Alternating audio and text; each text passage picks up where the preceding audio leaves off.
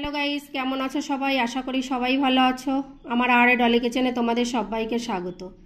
আজকে আমি তোমাদের জন্য আরও একটা রেসিপি নিয়ে এসেছি, সেটা হলো চিকেন কারি। চিকেন কারি বানানোর জন্য আমি এখানে 1.5 কেজি মতো চিকেন নিয়েছি। এখানে আছে গোটা মশলা, তেজপাতা, শুকনো লঙ্কা। এখানে একটু দই আমি ফেটিয়ে নিয়েছি।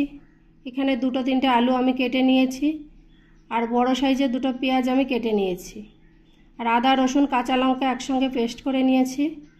একটা বড় সাইজের টমেটো আমি কেটে নিয়েছি, আর একটা বড় সাইজের পেঁয়াজ আমি পেস্ট করে নিয়েছি। আর এখানে আছে ধনের গুঁড়ো, জিরের গুঁড়ো, লঙ্কার গুঁড়ো। বাস এইগুলি দিয়ে আজকে আমি চিকেন কারিটা করে তোমাদের সঙ্গে আমি শেয়ার করব। আমি এখানে একটা কড়াই নিয়েছি, কড়াইটা গরম হয়ে গেছে, এবার আমি তেল দিয়ে দেবো। আমি এটা সর্ষের তেল দিয়ে রান্নাটা করব। এবার এই তেলের মধ্যে একটু হলুদ দিয়ে দেবো, আর 1/2 চামচ লবণ দিয়ে দেবো। দিয়ে আমি যে আলুগুলো কেটে রেখেছিলাম, এই আলুগুলো আমি একটু ভেজে নেব, ভালো করে লাল লাল করে আমি ফ্রাই করে নেব। আমার আলুগুলো ভালো করে লাল লাল করে আমি ভেজে নিয়েছি। এবার এগুলো আমি একটা পাত্রে তুলে নেব।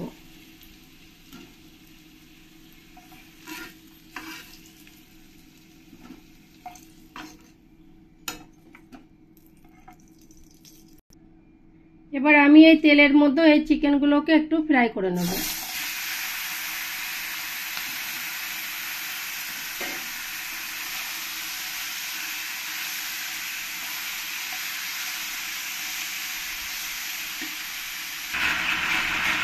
এবার আমি এর মধ্যে একটু লবণ দিয়ে দেব, আর একটু হলুদ দিয়ে দেব, দিয়ে ভালো করে আমি একটু ফ্রাই করে নেব।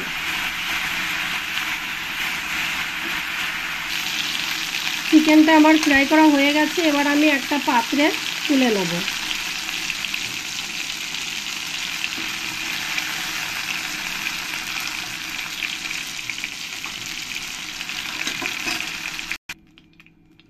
এবার আমি এর মধ্যে সামান্য একটু তেল দিয়ে দেবো।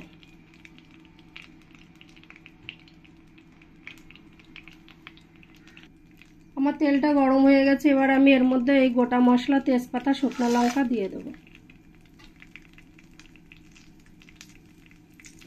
ভালো করে একটু ফ্রাই করে নেব। ভালো গন্ধটা বেরোলে আমি পেঁয়াজটা দিয়ে দেবো।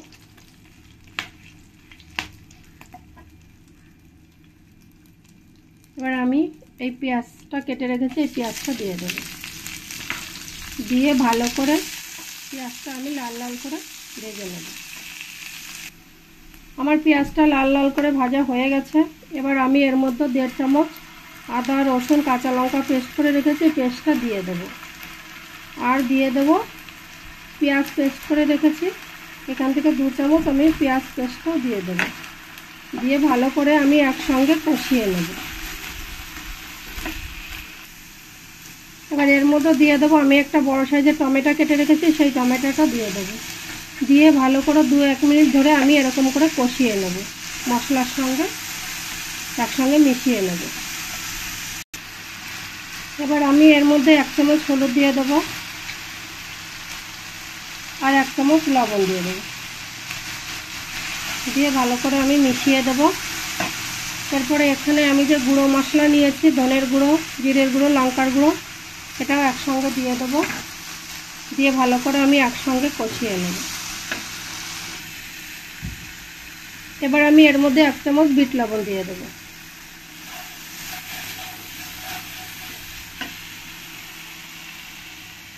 আর আমি যে দইটা ফেটিয়ে রেখেছিলাম, এই দইটা দিয়ে দেবো। দইটা দেওয়ার সময় গ্যাসটা একদম কমিয়ে দেবে, নইলে দইটা ফেটে যাবে। দইটা একদম কমিয়ে ভালো করে মশলার সঙ্গে এরকম করে মিশিয়ে নিতে হবে।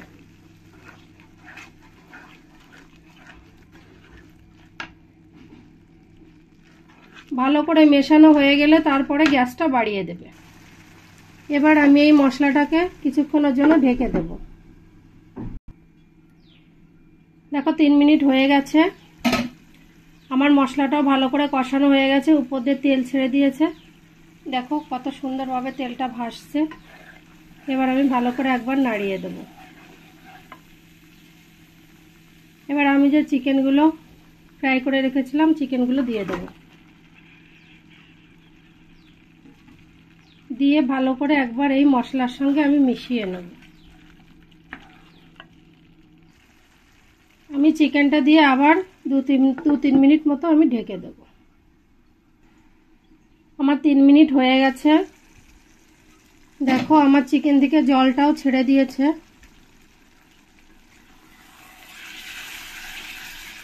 আর একবার ভালো করে আমি নেড়ে দেব।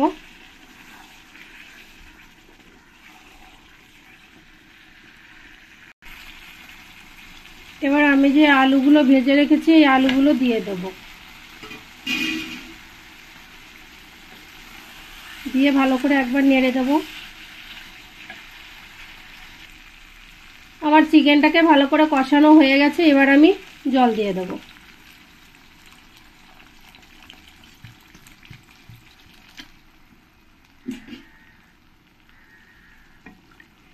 জল দিয়ে ভালো করে একবার নেড়ে দেব।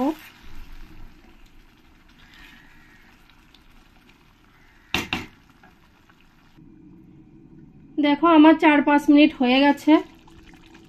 আমার চিকেনটাও প্রায় রেডি হয়ে এসছে। এবার আমি এর উপর দিয়ে একটু হালকা করে ঘি দিয়ে দেব।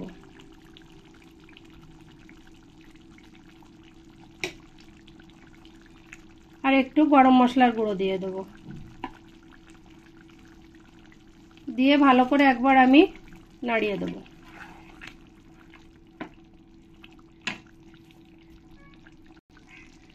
আমার চিকেন কারিটা পুরো রেডি হয়ে গেছে। এবার আমি একটু হালকা করে ধনের পাতা দিয়ে দেব। তোমাদের কাছে যদি থাকে তোমরা দেবে, নাহলে নাও দিতে পারো, কোনো ব্যাপার না, দিলে একটু ভালো লাগে খেতে। এবার আমি এই চিকেন কারিটা একটা পাত্রে আমি নামিয়ে নেব। হ্যালো গাইস, দেখো আমার চিকেন কারিটা পুরো রেডি হয়ে গেছে। তোমরা বাড়িতে অবশ্যই একবার ট্রাই করবে। তোমাদের ভালো লাগলে আমাকে কমেন্টে অবশ্যই তোমরা জানাবে কেমন লেগেছে তোমাদের চিকেন কারিটা। আর যদি তোমাদের ভালো লাগে তাহলে আমার চ্যানেলটিকে তোমরা লাইক শেয়ার কমেন্ট করবে। আর তোমরা যারা নতুন আছো তারা অবশ্যই সাবস্ক্রাইব করবে। ভালো থাকবে।